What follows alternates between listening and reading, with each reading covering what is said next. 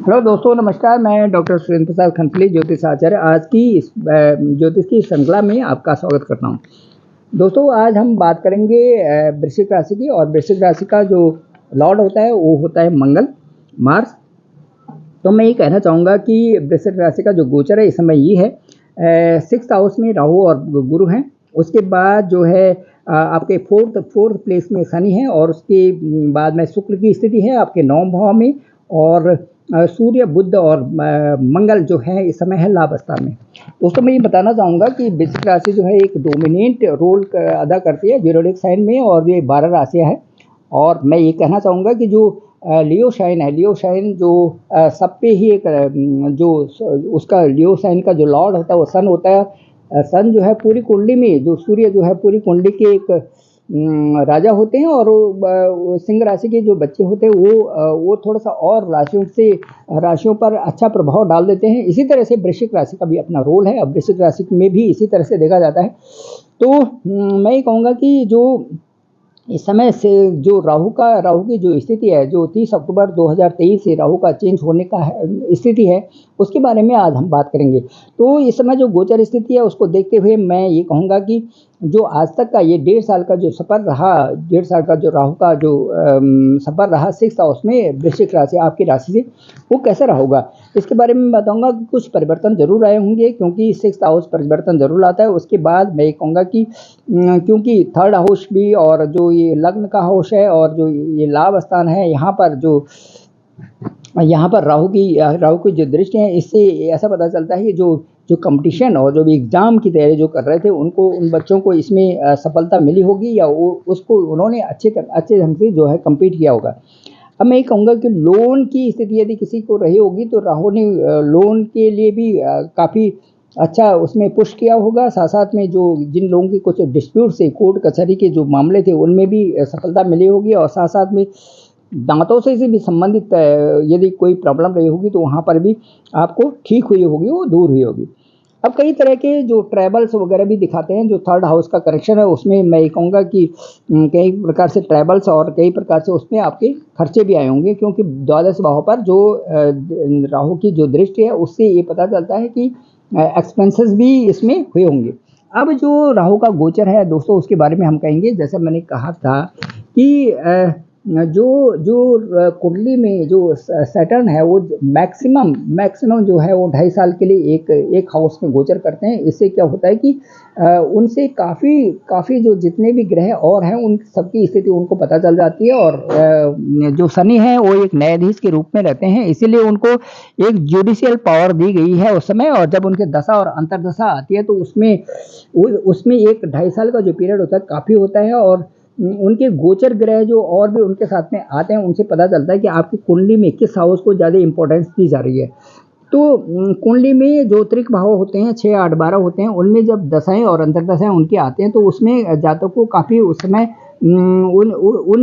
उनसे संबंधित जो परेशानियां हैं या तो बढ़ जाती हैं यदि वो मैलिफिक हों या किसी तरह से पीड़ित हों तो। और यदि उनकी फिर भी दशा और अंतर्दशा में जहाँ पर भी वो सीधे उनका डायरेक्शन होता है वहाँ पर उस तरह से प्रभाव पड़ता है। अब मैं ये बताऊंगा कि जो रेट्रोग्रेड की जो अभी राहु जो आपके वृश्चिक राशि से ठीक 5म भाव में जाएंगे तो उसकी क्या स्थिति रहेगी। मैं ये कहना चाहूँगा कि 5म भाव में जो भी आपका 5म भाव से हम देखते हैं कि एक लव रिलेशन भी देखते हैं। और जिन बच्चों की शादी नहीं हुई या जो बच्चे शादी कर रहे हैं उनके लिए मैं कहना चाहूँगा कि 5म 7म भाव हम देखते हैं, उससे देखते हैं हम एक लव रिलेशन भी देखते हैं और एक्स्ट्रा अफेयर्स भी देखते हैं। तो इनमें मैं कुछ मिसअंडरस्टैंडिंग आ सकती है, क्योंकि वहाँ पर राहु स्टार्ट हो रहे हैं बहुत जल्दी 30 अक्टूबर से। तो इसलिए मैं ये कहूँगा कि आप विवेकपूर्ण ढंग से अपने संबंध बनाए रखिए, और ताकि आपकी जो उसमें सेटलमेंट हो सकते है, शादी हो सकती है, या इस तरह से आप जीवन में अच्छी तरह से प्रोग्रेस कर सकें। अब मैं ये कहूँगा कि यदि आप शादीशुदा वाले भी हैं तो राहु का जो 5म जो स्थान है, ये राहु जब वहाँ पर रहता है, अननेसेसरी राहु का मतलब है छल करना, या इस प्रकार से कई सारी चीज़ें उसमें आ जाती हैं। तो उसके चक्कर में उसमें आप जो है अपने को बचाए रखें, और एक्स्ट्रा जो अफेयर्स है या इस तरह से कोई इस पर ज़्यादा ध्यान ना दें। तो मैं समझता हूँ कि ये दशा और अंतर्दशा आपके लिए अच्छी होगी। अब 5म भाव का राहु कुछ परिवर्तन तो लाएगा ही, और थोड़ा सा उसके बावजूद भी यदि आप पढ़ाई भी कर रहे हैं तो आप अच्छी पढ़ाई करेंगे, लेकिन थोड़ा कन्फ्यूजन की स्थिति बनी रहेगी, मन को भटकने वाली, मन को डाइवर्ट करने वाली स्थिति इसमें आ जाती है। तो यदि जो शादीशुदा वाले हैं वो संतान की प्लानिंग कर रहे हैं तो कुछ थोड़ा सा देरी से करें, और अब आपके थोड़ा सा खर्चे भी कम होंगे जब पंचम भाव में राहु की दशा होगी, और करियर में बदलाव भी आएगा। मुझे लगता है कि व्यवसाय में भी और जो नौकरी पेशा में भी है लोग हैं उनका प्रमोशन भी होगा, और ये एक बदलता हुआ स्वरूप उनके साथ में आएगा। ये 30 अक्टूबर की बात की स्थिति में कह रहा हूँ।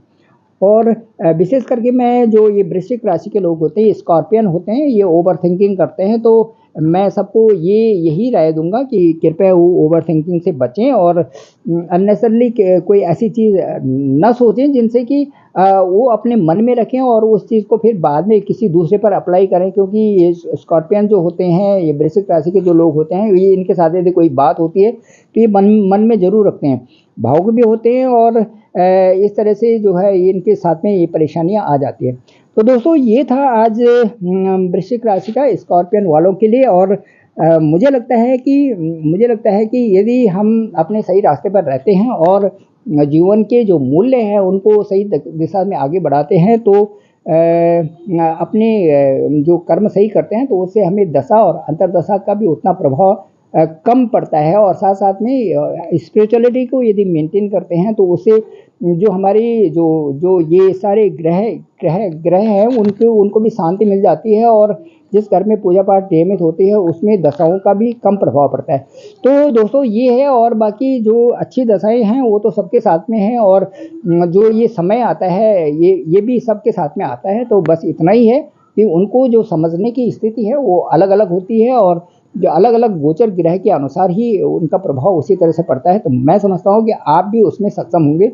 और मेरा डिस्क्रिप्शन पे नंबर है 9868280191। आप मुझे कभी भी कॉल कर सकते हैं और अपनी कुंडली का विश्लेषण मेरे से करा सकते हैं। मैं डॉक्टर सुरेंद्र प्रसाद कंसली, ज्योतिष आचार्य। और अभी मुझे लगता है कि आपको ये ब्लॉग पसंद आया होगा। आप इसे लाइक भी करें, शेयर भी करें, सब्सक्राइब भी करें और कमेंट जरूर करें। Thank you very much.